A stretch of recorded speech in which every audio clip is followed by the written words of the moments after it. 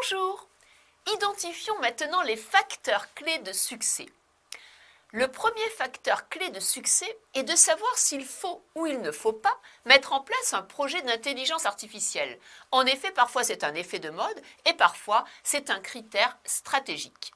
Alors ici, dans l'interview de Jérémy Harrock, nous avons les 5 étapes clés pour décider la mise en place d'un projet d'IA. Premièrement, essayons de voir avec le dirigeant quelle est sa vision.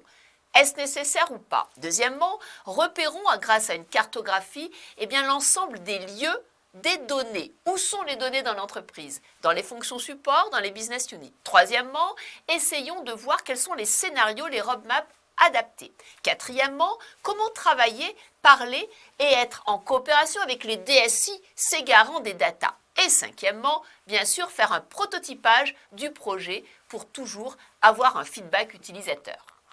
L'idée, dans le deuxième facteur clé de succès, est de bien comprendre que l'intelligence artificielle change les modèles économiques. En effet, aujourd'hui, les entreprises évoluent dans des environnements de plus en plus complexes, de plus en plus experts. Cette complexité, elle vient à la fois des processus qui s'entassent et que l'IA peut alléger. Cette complexité, elle vient des référentiels qui s'agrègent et que l'IA peut condenser. Et cette complexité, elle vient du volume de données qui vient des objets connectés, des clients, de les bases internes. Et l'IA peut justement mettre de la cohérence dans ces données et les utiliser comme base de connaissances. Oui, le modèle économique des projets évolue avec l'intelligence artificielle. Pourquoi? Parce qu'on passe de contrats de services, de contrats de produits à des contrats d'utilisation. En effet, l'IA va d'une part permettre d'automatiser certaines tâches, puis ensuite de mettre en relation certaines variables grâce à des corrélations. Elle va permettre de proposer des scénarios avec des probabilités et donc elle va donner des axes nouveaux de prédiction, d'individualisation qui vont changer les modèles économiques. Ces nouveaux modèles économiques vont impacter les métiers et la grande question qui se pose, c'est qu'est-ce qu'on va faire aux machines et à l'IA et qu'est-ce qu'on va faire aux collaborateurs.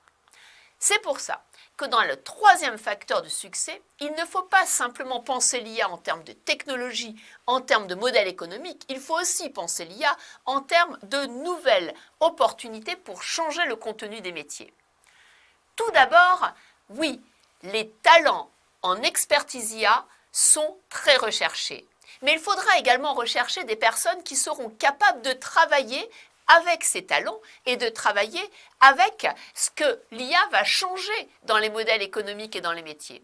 C'est ce que fait Juliana que nous avons rencontrée à Singapour. Juliana parcourt le monde et recrute des talents IA et des talents sensibles sur les bonnes utilisations de l'IA dans des projets.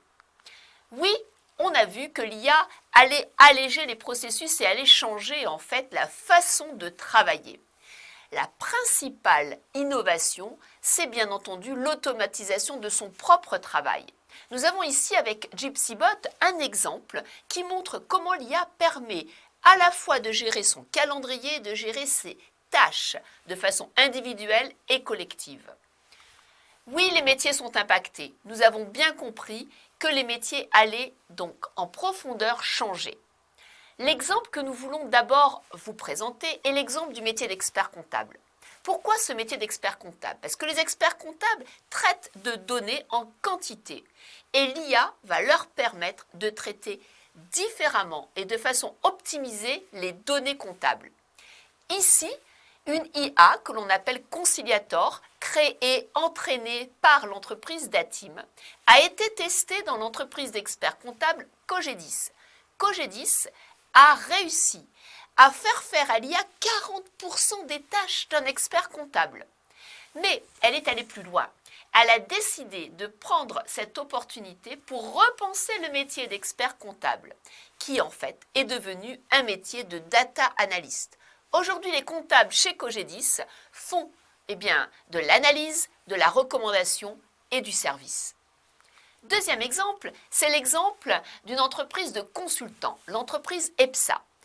EPSA a utilisé Conciliator, cette fameuse IA entraînée par Datim. Et EPSA a permis de transformer le métier de consultant. Aujourd'hui, chez EPSA, les consultants ne font plus du traitement de données. c'est l'IA qui le fait. Eux sont sur des axes de recommandation et des plans, bien sûr, d'opportunités. On continue avec le métier de commercial. Jérémy Harrock nous montre, dans cet exemple, comment le commercial qui est à son volant et qui va voir un client, au lieu d'écouter la radio, va mettre en route son VoiceBot. Et ce VoiceBot va aller chercher dans la base de données de l'entreprise toutes les informations qui caractérisent son client et va lui donner en temps réel.